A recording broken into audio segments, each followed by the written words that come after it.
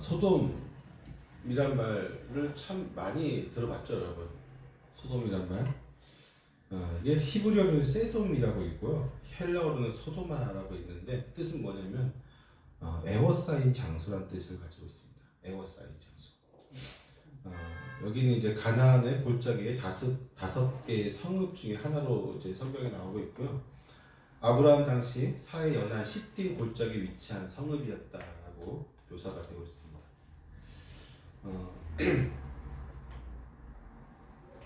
우리가 잘 알고 있지만 오늘 본문의 말씀처럼 이 소돔 지역 그리고 고모라 이 지역은 다 하나님의 심판을 받아서 멸망하는 곳이죠.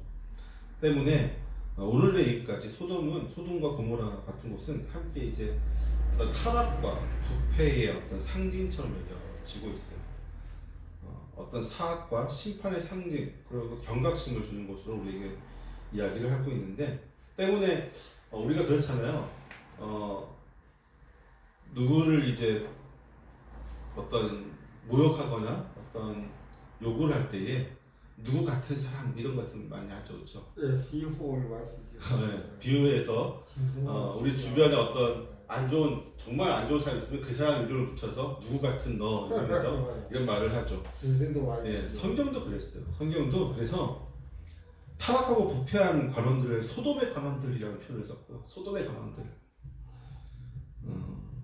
이사야서 1장 10절에 보면요, 타락하고 부패하여서 절기를 더럽히고 권력을 이용해서 약한 자를 압제하고 풍부한 재물로 사치와 향락을 즐기는 예루살렘의 지도자를 가르쳐서 이 사단의 관원들, 소돔의 관원들 이런 표현을 쓰고 있습니다. 또한 이제 에스겔 설교자가 사용한 표현인데, 에스겔에서 16장 49절에 보면 이 남유다와 예루살렘이 바벨론에 의해서 멸망하기 전에 범한 사악한 죄악들을 가리켜서 비유적으로 뭐라고 얘기하냐면 소돔의 죄악이라고 얘기해요. 소돔의 죄악. 그리고 이스라엘 신명기 32장 33절에서 나오는 말인데, 이스라엘을 비유해서 모세가 쓰고 먹을 수 없는 포도송이가 열리는 포도나무를 가리켜서 뭐라고 얘기하냐면 소돔의 포도나무다라고 얘기하거든요. 소돔의 포도나무. 그러니까 무슨 안 좋은 얘기만 있으면 앞에다가 뭘 붙이는 거예요? 소돔을 딱 붙이는 거죠. 소돔. 그리고 영어에도 이런 말이 있어요. 소돔이라는 말이 있어요. 혹시 들어보셨어요? 소돔이? 소돔에서 나온 말인데 소돔이라는 뜻인데, 영어 단어책에 한번 찾아봐서 소돔이가 무슨 뜻인지. 남색을 뜻하고 아주 온갖 성적인 더러운 것들을 뜻할 때에 이 소돔이라는 단어가 사용합니다. 영어에 나오는 표현입니다. 그만큼 이제 당시 소돔의 성적인 도덕적인 타락성이 얼마나 심했는지 우리가 짐작해 볼 수 있겠죠. 고모라는 어떨까요? 네, 똑같아요. 항상 근데 고모라는 어떻게 나옵니까? 소돔하고 비교해서 나오죠. 그러니까 항상 소돔이 나쁜 걸로 나오고 고모라는 소돔을 따라가는 나쁜 그런 걸로 나옵니다. 근데 고모라의 뜻이 뭐냐면 이게 침몰이라는 뜻을 갖고 있어요. 침몰. 그러니까 친구 따라가면 어떻게 돼요? 강남가다. 침몰하는 거예요. 재밌다. 아무튼 나는 어디를 강남이라고 나라를 강남이라고. 소돔과 고모라는 이 죄악 때문에 결국은 하나님의 심판 앞에 오늘 본문에서 완전 멸절하는 것을 보여줍니다. 오늘 본문 말씀 보면요, 그래요. 밤새 고민만 하고 결정하지 못하고 우유부단한 모습을 보이는 롯과 그의 가족들을 이 두 천사가 소돔 성문 앞으로 데리고 나왔을 때에는 이미 어떻습니까? 동이 트기 시작하였다라고 했어요. 이제 저 지평선 끝에서 해가 조금 이제 보이려고 하고 있는 거죠. 이제 빛이 좀 밝은 시점이었습니다. 그리고 롯의 요청으로 소알성을 멸망시키지 않기로 하고 롯과 그의 가족들이 소알성에 들어갔을 때는 이미 해가 완전히 돋았을 때였습니다. 거의 정오가 되었을 것 같아요. 이미 천지사방이 태양빛이 밝게 드러난 상황이었으며 일상생활이 이루어지고 있었던, 사람들이 다 이제 일어나서 일상생활을 하고 있던 그러한 시점이었습니다. 그때 하나님은 하늘에서 유황과 불을 소돔과 고모라에 비같이 내리셨습니다. 비같이. 여러분 밤하늘 유성우가 떨어지는 장면 보신 적 있으세요? 맞습니다. 어때요? 별 같은 반짝 멋있죠? 사람. 예. 금방 사라지잖아요 이렇게 네. 유성우 하나가. 예전에 한 10여 년 전쯤인가요? 뭐 하늘에서 유성우가 내린다, 무슨 쇼가 내린다고 해서 밤늦게 올라가서 저희 옥상에 올라가서 아이들과 같이 봤는데 하늘에 막 이렇게 막 진짜 뭐가 막 지나가는 게 보였죠. 근데 여러분 이게 그냥 지나가는 게 봐서 아름답죠. 그게 지금 내가 있는 이곳으로 떨어진다고 생각해요. 큰일 나겠죠. 죽는 거죠. 어마어마하겠죠. 지금 그냥 수도 사람들이 여러분 일상생활하고 있는 거예요, 그렇죠? 천지사방이 다 밝았어요. 하늘을 보는데 갑자기 밝은 것이 막 떨어지기 시작해요. 어마어마한 공포감이 아마 있었을 겁니다.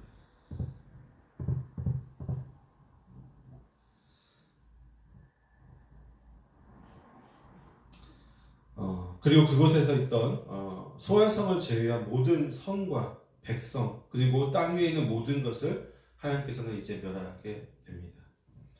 그리고 그 모든 장면을 멀리 떨어져 있던 아브라함이 아침 일찍부터 일어나서 지켜보고 있었어요. 이 멸망을 이미 알고 있었던 아브라함은 아침 일찍 일어나서 그가 하나님과 대화를 나누고 헤어졌던 그곳까지 걸어갑니다. 그곳에서는 저 멀리 소돔과 고모라 그 성들이 보였기 때문이죠. 아브라함이 그 먼 곳에서 바라본 소돔과 고모라의 지역은 본문의 표현을 빌리자면 연기가 옹기 가마의 연기같이 치솟았다고 얘기하고 있습니다. 옹기 가마의 연기같이. 여러분 옹기 가마 보셨어요? 보이는 못했는데 테레비에서 좀 많이 봤어요. 네, 저도 TV로 봤어요. 도자기 영상으로 봤는데 도자기 어마어마한 그런 검은 구름이 나오잖아요, 그렇죠? 왜 그럴까요? 옹기를 붓는 그 가마 안에는 몇 도예요? 몇 천도가 넘죠, 몇 천도. 그럼 철이 녹을 정도가 아니에요? 어마어마한 열기를 품고 있었던 거죠. 실제로 몇몇 고고학자들이 발굴한 어떤 유적을 보게 되면요, 유적지들이 강한 그 토기라든지 여러 가지들이 있잖아요, 그렇죠? 유적지를 발굴하다가 어느 순간에 지층을 계속 내려가다 보니까 요 지층, 요 사이, 요 밑에도 토기가 발견되고 이 위에도 발견되는데 여기만 뭐가 되냐면 다 녹은 흔적들이 발견된다는 거예요. 아마 이 지층이 있는 이 시간대가 소돔과 고모라의 그 시간대가 아닌가라는 그런 추측을 하는 거죠. 왜냐하면 고온에 토기들부터 해서 모든 것들이 다 녹아있는 그런 것들을 발견하게 되니까 꼭 거기만 그렇다고 하더라고요. 소돔 지역을 지금 발굴하고 있는 사람들에 의하면 도자기 하면 잘 여쭤봤어요. 그만큼 어마어마한 하나님의 심판이 그곳에 임하게 됩니다. 본문의 표현을 빌리자면 아무것도 남지 않았어요. 그렇죠? 땅 위에 있는 그 모든 것이 다 멸절되었습니다. 여러분, 이 장면을 아브라함만 목격하고 있었을까요? 아브라함이 미리 알고 있었으니까 아브라함만 그 장면을 봤을까요? 아니요. 그렇지 않을 것입니다. 아브라함을 비롯한 주변에 있던 모든 민족들은 소돔과 고모라의 멸망을 바라보고 있었을 것입니다. 왜냐하면 아까도 얘기했지만 이미 대낮이죠. 하나님께서 그곳에 특별하게 모르게 심판하시고자 했다면 새벽이라든지 밤늦게 심판을 하셨겠지만 모두가 다 깨어있고 다 바라볼 수 있고 훤하게 모든 세상이 다 보여지는 그 시점에서 낮은 지역인 모두 주변에서의 산지에 올라가면 다 바라볼 수 있는 그곳에서 다 심판이 이루어졌습니다. 만약 현대인들이 그곳에 있었다면요, 소돔과 고모라 지역에 왜 유황과 불이 하늘에서 떨어졌는지를 과학적인 지식을 동원해서 합리적인 추론을 내리려고 하였겠지만 당시 근동 지역에 거주하던 민족들에게 하늘에서 떨어지는 유황과 불 그리고 그로 인한 소돔과 고모라의 멸망은 무엇을 상징했을 것 같습니까, 여러분? 심판. 그렇죠. 신의 분노와 심판이라고밖에는 생각할 수 없었을 것입니다.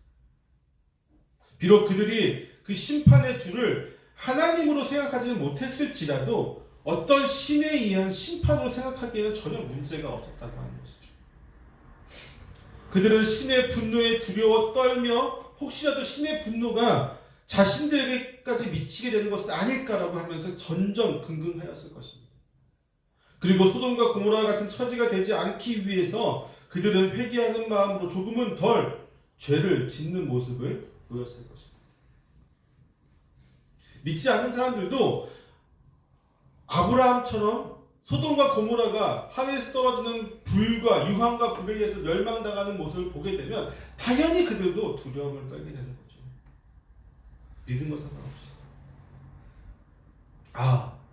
신이 분노했구나. 그러면서 그들은 어떤 생각을 할까요? 소돔과 고모라가 저럴 줄 알았어라고 한번 생각할 겁니다. 본인들이 죄를 짓고 있는 것은 전혀 생각지 못하면서도 소돔과 고모라가 신의 분노를 살 것 같았어 라고 얘기할 거예요. 왜 그럴까요? 못되게 보는 모습을. 네. 사람들은요 자기의 죄는 보지 못해도 남의 죄는 크게 보기 때문에 그렇지. 제가 저럴 줄 알았어요. 내가 저럴 줄 알았어 분명히 그럴 겁니다. 그러면서도 나도 조심해야지 이러는 거예요. 잘못된 게 어떤 게 그렇다면 믿음의 조상인 아브라함은 어떤 심정이었을 것 같습니까 여러분? 믿지 않는 사람들은 그 모습을 보면서 두려워 떨면서 정말 조마조마했겠지만 아브라함은 어땠을 것 같아요? 하나님께 경배해요. 하나님 경배했을까요? 그것만 해주시면. 비록 죄악으로 물들어서 남녀노소에 이르기까지 그러한 문화 속에서 죄로 인식하지는 못하는 사람들이지만 그들 중에는 적극적으로 죄에 참여하는 사람들도 있었겠지만 소극적으로 혹은 문화와 환경 속에서 어쩔 수 없이 죄의 자리에 동참하는 사람들도 있었을 것입니다. 여러분 우리 역시 마찬가지 아닙니까? 현대의 수많은 사람들이 하나님 앞에서 죄라는 인식을 가질 수 없지만 적어도 인간적인 측면에서라도 범죄라는 인식을 가지고 있으면서도 분위기에 휩싸여서 혹은 집단의 행동에 묻혀서 또는 환경에 의해서 그렇게 자기의 양심을 속이면서 죄를 짓고 있지 않습니까? 우리들이 그렇다고요. 세상 사람들이 다 그래요. 이게 죄라는 거 알아요. 근데 어느 순간 이 죄로 인식하지 못하는 때가 있어요. 언제일까요? 소돔 사람들이 집단적으로 행동했을 때가 있죠. 집단적으로 소돔에 있는 모든 사람들이 다 모이니까 롯에게 당당하게 그 사람들을 두 남자를 나그네를 내어놓아라. 이게 범죄인지 그 사람들이 알았을까요? 몰랐을까요? 여러분? 알았어요. 알았어요. 양심이 근데 어떻게 됐어요? 집단이 모이니까 양심이 그랬어요. 한국은 이런 문화가 있습니다. 요새 최근에 조금 괜찮아지고 있긴 하지만 한국은 음주 문화가 참 발달되어 있어요. 과거부터 해서 지금까지 음주, 가무가 참 한국에 있는 정서요. 이 한국에 있는 어떤 한이라고 하는 정서와 이 음주, 가무의 정서가 참 잘 맞아요. 그래서 그런지 모르겠지만 법적으로도 그렇고 음주 운전에 대해서 참 관대한 나라 중에 하나가 우리나라입니다. 문화가 그래요. 우리나라 문화가 그래요. 그런 정서를 갖고 있어요. 물론 이제 그렇지 않은 사람도 있지만 그런 정서 속에서 있는 사람들은 음주를 대수롭지 않게 생각합니다. 음주 운전을. 이게 법적으로 잘못되고 그 사람들이 알고 있어요? 몰라요? 알아요. 그런데 문화가 그렇고 분위기가 그러니까 괜찮아 하면서 음주운전을 하는 거예요. 우리가 지금 이렇다고. 소돔에도 마찬가지예요, 여러분. 적극적으로 죄를 짓는 사람도 있었겠지만 소극적이었으면서도 불구하고 문화와 환경과 집단에 의해서 동참하면서 어쩔 수 없이 죄를 짓는 사람도 있었을 것이다. 심지어 거기는 누가 또 있습니까? 아직 죄를 지을 수 없는 아이들도 포함되어 있었어요. 그것을 보면서 아브라함은 어떤 마음이었겠습니까? 여러분 아브라함이 왜 하나님께 중보기도 했죠? 소돔과 고모라를 멸망시키지 않도록 기도했잖아요. 그렇죠? 50명에서부터 시작해서 10명까지 내려가는 정말로 자기 자신을 정말로 염치 없는 것을 분명히 모습을 자처하면서까지 이 하나님 내가 정말로 죄송합니다. 미안합니다. 염치 없습니다라고 하면서까지도 자처하면서까지도 계속해서 숫자를 내려가면서 10명까지 낮췄어요. 10명까지 그 숫자를. 이유가 뭡니까? 어떻게 해서든 그곳에 있는 안타까운 사람들을 살리고 싶었던 거잖아요.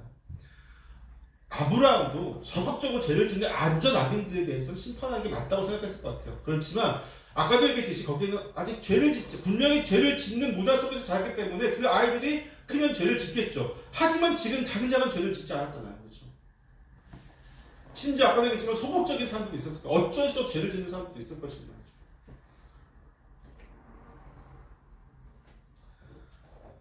그리스도인은요, 비록 그것이 하나님의 섭리고 하나님의 작정이고 하나님의 뜻에 의해서 이루어지는 일들이라고 할지라도 만약에 그 가운데에 고통받는 자가 있다면 또는 그 가운데에 정말로 슬픔에 잠겨있는 사람도 있다면 그들을 위해서 기도하며 돕고 섬겨야 하는 게 그리스도인의 모습입니다.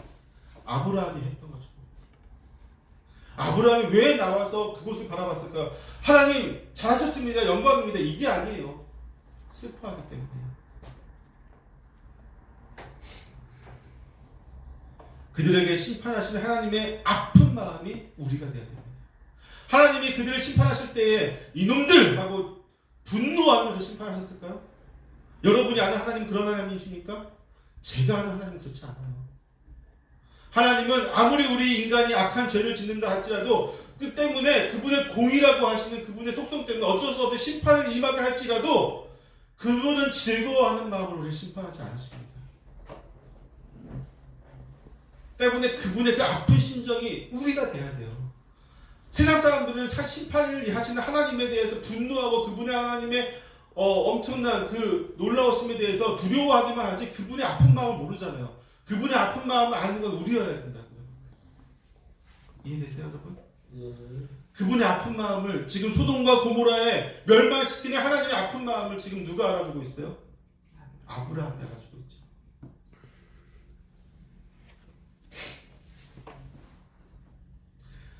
여러분, 심판은 하나님의 경고입니다. 최초의 심판이었던 홍수 심판은 사실 경고를 남길 필요가 있었어요, 없었어요? 없었어요, 그렇죠? 노아의 가족을 제외하고는 살아남은 사람이 단 하나도 없었기 때문입니다. 하지만 무지개를 통해서 그러한 심판을 하지 않겠다고 말씀하시는 하나님은 이제 완전한 멸망에 이르는 심판에 이르는 죄를 인간이 짓기 전에 다시금 돌이킬 수 있도록 하십니다.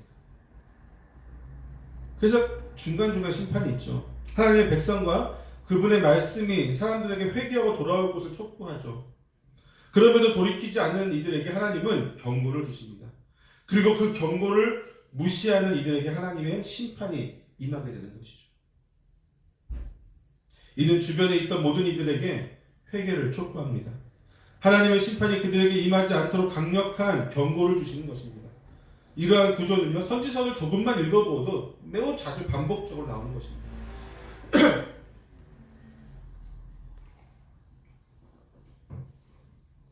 선지서를 보면 계속해서 하나님의 경고가 나오죠.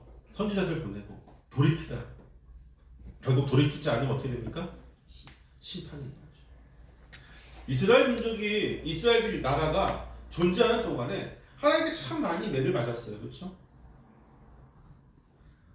하나님께 배반하고 경고하고 경고를 무시했다 심판받고 몇 번을 그것들 과정을 반복하다 결국은 어떻게 됩니까? 완전하게 나라가 멸망하게 되죠. 그럼에도 불구하고 하나님이 그것을 완전 멸망하고 끝내셨습니까? 다시 회복시키시잖아요. 그게 하나님이세요.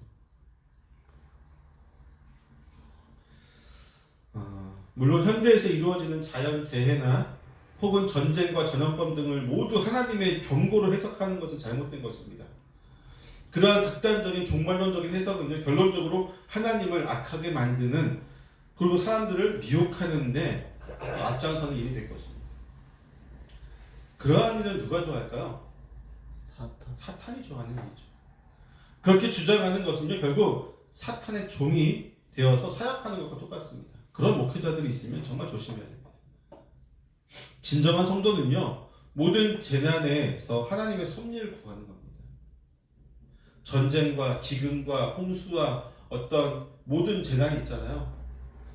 그 모든 재난 가운데서 하나님의 섭리를 구하는 게 진정한 성도예요. 하나님의 심판이다 이렇게 단정짓고 하나님이 지금 진노했으니까 다 회개하라 이런 획일적으로 얘기하는 것은요, 종말론적인 얘기를 하는 것은요, 진짜 사이비들이 나는 거예요. 미련한 자들이 하는 거예요. 사이비들이 하는 거예요. 이단들이 하는 거예요.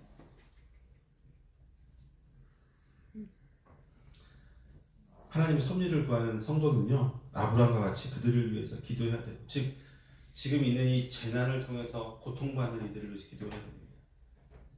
실질적으로 도울 수 있는 방안을 마련하고요, 그리스도의 사랑을 전하는 것입니다. 하나님의 뜻일 수도 있고 아닐 수도 있죠, 그렇죠? 하나님의 심판일 수도 있고 아닐 수도 있어요. 그걸 우리가 정확히 알 수는 없지만 분명하게 우리 이 세상에 이 우주에 있는 모든 것들이 하나님의 뜻이 허락하지 않으면 이루어질 수 없잖아요. 그렇죠? 하나님의 섭리가 분명히 있다고 하는 것이죠. 그렇다면 우리는 아브라함의 심정이 돼야 돼요. 그럼 무엇이 돼야 돼요? 이해가 되십니까? 그들을 위해서 기도하고 실제적인 방안을 마련하고 그리스도의 사랑을 전하는 거죠. 하나님의 심판은 인간에 대한 하나님의 경고임에서 동시에 여러분 최후에 임할 하나님의 심판에 대한 예고를 하고 있는 것입니다. 예고. 예표라는 말을 많이 쓰죠. 예표는요 무슨 뜻이냐면 미리 알려주는 표징으로서 장래의 완전한 것을 미리 나타내 보여주는 현재의 미미한 것, 곧 그림자와 같은 것이다라고 뜻하고 있습니다. 예를 들어서요, 유월절 어린 양, 과거에 구약시대에 유월절 어린 양이 있었죠. 그 어린 양은 뭐를 예표하는 겁니까?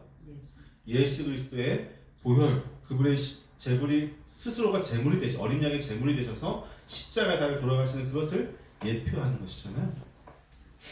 때문에 최후의 심판을 예표하는 구약의 여러 가지 심판들을 보게 되면요, 우리는 최후의 심판에 대한 개념을 분명히 알 수 있습니다. 우리가 지금 계속해서 창세기 강해를 지금 1년 넘게 하고 있는데 지금까지 지금 심판이 2번이나 있어요. 뭐가 있었죠? 노아의 홍수 심판과 오늘 본문의 소돔과 고모라의 심판입니다. 이 홍수 심판과 소돔과 고모라에 임한 두 심판의 공통점은요, 그 원인이 인간의 타락으로 세상의 죄악이 어떻게 되었다? 가득하게 된 겁니다. 회복될 수 없을 만큼. 노아의 심판 때는 하나님 뭐라고 말씀하셨습니까? 넘쳤다고, 죄가 넘쳤다, 가득하다. 본문에서 뭐라고 하고 있어요? 10명의 의인이 없어요. 지금 10명의. 그로 인한 결과는 무엇입니까, 여러분? 원인은 인간의 타락과 죄악인데 원인은 그 결과는 무엇입니까? 하나님을 믿어서 의롭다 칭함받은 백성을 제외한 그 모든 것들의 멸절입니다. 여기에는 예외가 존재하지 않습니다. 땅과 식물, 동물들뿐만 아니라 아직 죄를 짓지 않은 아이들도 모두 포함됩니다. 어마무시하죠. 어마어마합니다.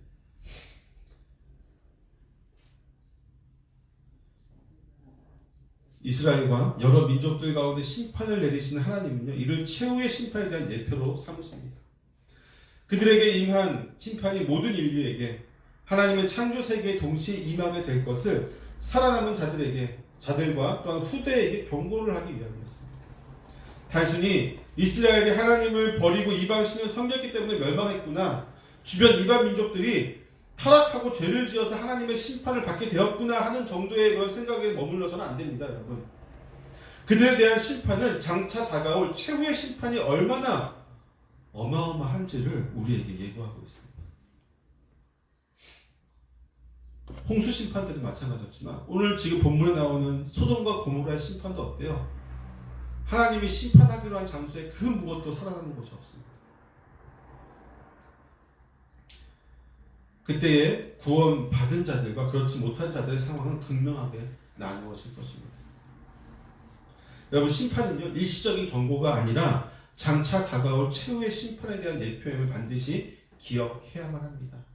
단순히 우리 주변에서 어떤 일이 벌어졌을 때 이게 하나님의 경고다라고 생각하면서 그 순간만 생각하는 것이 아니라 이것을 생각하면서 최후의 심판을 생각하는 거예요. 하나님이 지금 이렇게 조금씩 보여주는 것들을 보면서 최후의 심판, 마지막 예수 그리스도 재림하실 때에 임할 그 심판의 때를 기억하면서 살아야 됩니다. 그것이 성도이고 그리스도입니다. 그게 초대교회 때는 됐는데 지금은 안 돼요.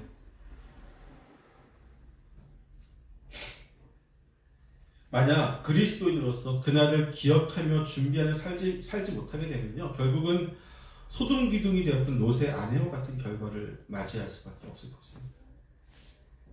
롯의 아내는 왜 소돔 기둥이 되었습니까? 미련을 버리지 못하고. 제가 어릴 적에 본 성서 영화에 보면요, 여러분들 다 보셨죠? 한두 번씩은. 소돔과 고모라 멸망하는 영화를 제가 두세 번 본 것 같은데 거기에 보면 천사들이 롯에게 이렇게 말을 합니다. 뒤를 돌아보지 말라고 경고를 하면서 네가 만일 뒤를 돌아보게 되면 반드시 소돔 기둥이 될 것이다라고 말을 해요. 그리고 바로 그 다음 장면에서 롯의 가족들이 산으로 도망치고 있는 도중에 롯의 아내가 갑자기 뒤를 돌아보면서 소돔 기둥을 짠 하고 바뀌게 됩니다. 하지만 여러분 아까도 이제 설명을 했지만 그게 아니죠. 잘 알고 있듯이 롯의 가족들이 도망가는 가운데 하나님의 심판이 임한 게 아니었어요. 소알성에 들어간 다음에 소알성을 제외한 나머지 모든 지역을 다 멸망시키십니다. 하나님께서. 그러니까 롯의 아내는 소알성에 들어간 거예요? 들어가지 않은 거예요? 들어가지 못했습니다. 안 들어갈 거예요. 왜 안 들어갔을까요? 미련. 미련이 남았습니다.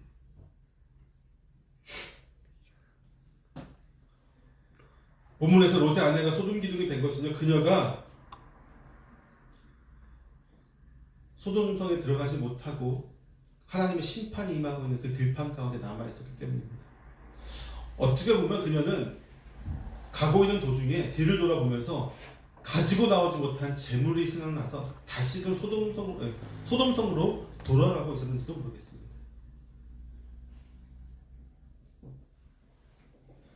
어떤 고고학자는 당시 운석이 떨어지면서 사해와 충돌해 근처에 소금 기둥이 생성되었다라고 말합니다만 어떤 원인으로 롯의 아내가 소금 기둥이 되었는지 정확히 알 수는 없지만 다만 우리는 그녀가 왜 소금 기둥이 되었는지에 대해서는 알고 있습니다. 그녀는 천사의 경고를 무시하고 미련을 가지고 뒤를 돌아보았기 때문이죠. 다시 돌아갔는지 아니면 뒤를 돌아보면서 안절부절 못하면서 들판에서 서 있었는지 정확히 알 수는 없지만 그녀는 그 미련과 욕심 때문에 하나님께서 주신 구원을 스스로 버리는 결과를 가져오게 되었어요. 다 왔잖아요. 그렇죠? 조금만 더 가면 됐어요. 그렇죠? 예수님은 심판날에 대한 경고를 하시면서 롯의 아내와 같은 어리석은 일을 하지 말라라고 경고를 주십니다. 우리 아까 읽었죠. 누가복음 17장을 보면요. 29절에서 32절 한번 같이 읽어볼까요? 누가복음 17장 29절에서 32절까지 시작. 롯이 소돔에서 나가던 날 여호와로부터 불과 향이 되었으며 그들을 멸망시켰느니라. 인자가 나타나는 날에도 이러하리라. 그날에 만일 사람이 지붕 위에 있고 그의 세상이 그 집 안에 있으면 그것을 가지러 내려가지 말 것이요 밭에 있는 자도 그와 같이 뒤로 돌이키지 말 것이니라. 롯의 처를 기억하라. 예수님이 다시금 경고를 주고 있어요. 롯의 처가 뭐 때문에 죽었다고 말하고 있어요? 미련. 재물 때문이에요. 집에 있는 세간이랑 집에 있는 것들에 대해서 그것들에 대한 미련을 버리지 못해서 그 욕심 때문에 롯의 처가 소금 기둥이 되었다. 그것을 기억하라고 예수님께서 우리에게 말씀해 주는 거죠. 여러분, 소돔과 고모라의 심판은요, 현재의 삶을 살아가는 이들에게 심판이 임할 수 있다는 경고를 주면서 동시에 앞으로 다가올 예수 그리스도의 재림으로 임할 최후의 심판을 예표하여 줍니다. 그리고 종말의 때를 살아가는 우리에게 재물에 대한 욕심을 버려야 한다라고 하는 분명한 경고를 주고 있습니다. 천사는 롯에게 뭐라고 경고합니까? 뒤를 돌아보지 마라. 빨리 떠나라. 산으로 도망가라. 들에 있지 마라. 천사는 하나님의 심판이 임할 장소, 죄악이 가득한 장소에서 속히 떠나고 그 무엇도 가지고 가지 말 것을 얘기합니다. 여러분, 속히 떠나는데 재물을 챙길 시간이 있었어요? 없었어요? 없어요. 지금 하나님은 뭐라고 말씀하시는 거냐면요, 재물과 생명 중에 하나를 선택하라고 하는 것 똑같아요. 뭐 이렇게까지 얘기하면 뭐 제가 여러분 재물을 다 교회에 바치십시오 이렇게 얘기할 것 같은데 그게 아니죠. 무슨 얘기인지 알죠, 여러분? 네. 사회비 교주들은 그렇게 얘기하겠지만 그게 아니에요, 여러분. 거기에 마음을 쏟지 말라는 거예요. 이 종말했을 때 하나님이 언제 임할지 모르잖아요. 예수 그리스도가 언제 재림하실지 모르는데 이 시대를 살아가는 우리에게 가장 중요한 마음 중에 하나는 뭐냐면 믿음의 사람에게 재물을 마음에 품고 아끼고 재물을 더 중요시 여기는 삶을 살아가지 말라는 겁니다. 그렇게 되면 심판 때에 반드시 멸망에 휩쓸리게 된다는 것이죠. 롯이라고 하는 한 명의 의인을 통해서 사실 정말 많은 사람들이 구원받을 수 있는 조건이 주어졌습니다. 그렇죠? 천사들은 롯에게 네가 알고 있는 사람들, 네 주위, 네 곁에 있는 모든 사람들 다 데리고 와라. 다 구원해 주겠다고 얘기했어요. 그렇죠? 하지만 롯은 누구만 데리고 왔어요? 딸과 아내와 그리고 기껏해야 사위들에게, 예비 사위들이죠. 아직 사위가 안 된 예비 사위들에게 얘기했어요. 그 외에도 롯의 종들도 있었을 것이고 다 많았을 텐데 롯이 소심해서 그랬는지 아니면 롯이 그들을 믿지 못해서 그랬는지 모르겠지만 결국은 롯의 주위에 있는 그 많은 사람들에게 동일하게 기회가 주어지지 않았어요. 그렇죠? 롯의 이웃들도 있었을 것이고 근데 롯에게 통해서 그리고 적어도 두 예비 사위들과 아내와 딸들에게는 그 기회가 주어졌다고. 근데 그 기회를 제일 먼저 걷어찬 건 누구였습니까? 두 사위들이었어요. 그들은 그것을 믿지 않았습니다. 그래서 소돔성을 떠나지 않았고 멸망의 그 가운데 있었습니다. 자, 이제 얼마 조금만 더 가면 소알성이 보여요. 소알성에 들어가면 사는 건데 누가 안 들어갔어요 지금? 아내하고 사이. 롯의 아내가 들어가지 않았습니다. 정말 구원이 눈앞에까지 왔어요. 그런데 뭐 때문에? 재물 때문에. 자, 분명해 보이죠? 하나님의 경고와 말씀을 무시한 자들은 멸망의 한가운데서 멸망했고요. 하나님의 그 말씀을 믿었음에도 불구하고 재물에 미련이 남은 자들은 결국 구원을 코앞에서 놓치는 우를 범하게 됩니다.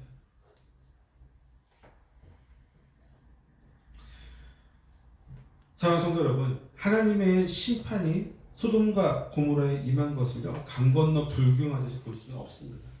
왜냐하면 뭐 이게 수천 년 전에 있었던 일이니까 그래 과거에 있었던 일이니까라고 넘어가면서 그냥 치부할 수 없다는 것입니다. 왜냐하면 오늘날의 세태 역시도 당시 소돔과 고모라와 비교해서 결코 덜 타락했다라고 볼 수 없을 만큼 향락의 끝을 향해 달려가고 있기 때문에 오늘날의 형태가 그래요. 점점 그렇게 가고 있어요. 참 안타깝죠. 개인의 자유가 폭넓게 보장되면서 사람들은 그 자유를 선하게 사용할까요? 점점 우리가 이 사회가 발전되면서 뭐가 더 좋아집니까? 개인의 자유가 점점 더 넓어지고 있어요. 개인의 자유가 넓어지니까 뭘 추구하냐면 우리 사람들이 개인의 행복을 추구하죠. 전체 사회의 행복은 중요하지 않아요. 이제 우리가 살고 있는 시대 이미 그런 시대가 됐습니다. 개인의 행복이 중요해요. 근데 내가 행복한 것과 저 사람이 행복한 것이 기준이 달라요, 같아요? 다르다는 이게 문제예요. 근데 그것을 괜찮다라고 하는 게 지금의 현대 사회인 거예요. 때문에 이 사람의 성적 지향이 과거 소돔과 고모라의 그런 것이라고 할지라도 괜찮아. 그 사람이 행복하면 괜찮은 거야. 이 사람이 자유야라고 얘기하는 게 지금 점점 그렇게 돼가고 있잖아요. 이미 서양에서 많이 그러고 있지만 죽음도 마찬가지입니다. 죽음도 뭐라고 얘기해요? 개인의 자유라고 하잖아요. 죽음을 개인이 선택할 수 있다라고 얘기해요. 이미 유럽과 상당수 많은 국가들이 선택적으로 죽음을 행하시게 됐습니다. 낙태는 어떨까요, 여러분? 과거의 낙태는 꿈도 꿀 수 없었습니다. 왜?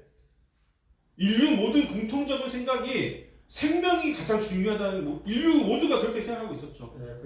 지금도 마찬가지지만 생명이 존귀한 건 알겠지만 그거보다 더 중요한 게 뭐라고 얘기하는 거예요? 개인의 행복이에요. 여자의 행복이에요. 임신한 사람의 행복이에요.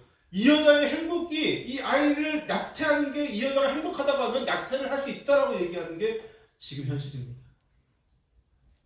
개인의 행복이 점점점 중요되니까 결국은 여러분 공통의 행복, 공통의 어떤 의, 바르다고 생각하는 것, 의, 도덕적인 것 이건 대부분 어디서 온 거예요?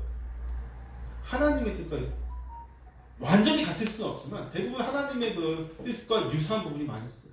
근데 이것들을 다 팽개치고 그것들이 아니래도 난 그거 외에 내 개인의 행복을 위해서 공통적인 의를 다 버릴 수도 있다고 이야기하는 지금 현대의 상황은 하나님의 말씀을 다 버리겠다고 합니다.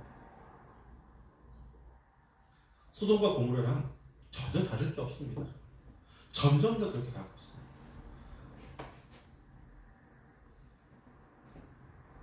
만약 우리가 오늘 말씀의 경고를 무시한다면 여러분 우리는 소돔과 고모라와 같은 죄악의 도시에 살아가고 있는 롯과 같은 사람들이 될 수밖에 없습니다. 미리미리 막지 않으면요, 막아도 어쩔 수 없는 부분들이 있을 수 있겠지만 그래도 우리는 최대한 막아야 되겠죠. 아니면 롯이 유일한 의인으로서 소돔 속에 살아갈 때 얼마나 괴로웠겠습니까? 우리도 똑같아요. 막을 수 없는, 지금은 조금 막을 수 있는 여지가 지금은 있어요, 여러분. 지금은 우리가 막을 수 있는 여지가 있겠지만 나중에 온 세상이 그렇게 되었을 때요, 우리가 믿음으로 살아가는 건 정말로 괴로울 겁니다. 고통이 따를 겁니다. 어쩔 수 없이 우리가 건져내시는 하나님을 보게 될 겁니다. 그것이 뭐냐면 결국은 치료의 심판일 수밖에 없습니다. 이해되세요, 여러분?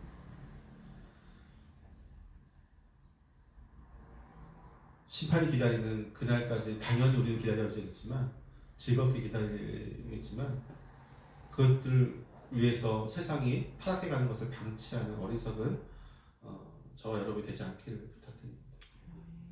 우리는 깨어있어서 기도하며 깨어있어서 세상에 하나님을 역행하는 그 모든 것들에 대해서 분명하게 하나님의 말씀과 복음과 사랑으로 세상에 외쳐야만 합니다. 그것이 우리의 역할이고, 아브라함처럼 안타깝게 바라보는 그 심정으로 기도하고 더 또 복음에 나아가는 저와 여러분 되시기를 축원합니다. 기도하겠습니다.